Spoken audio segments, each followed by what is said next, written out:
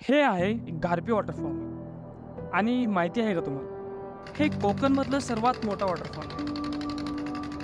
आणि एक खास गोष्ट सांगू का मी तुम्हाला, हे वॉटरफॉल एक हिडन वॉटरफॉल आहे आणि याला गुगलवर पण फक्त 27च रेटिंग आहेत. गारपी हे गाव सिंधुदुर्ग जिल्ह्यामध्ये येतं आणि हे गाव सावंतवाडीपासून फक्त आणि फक्त 30 किलोमीटरवर आहे.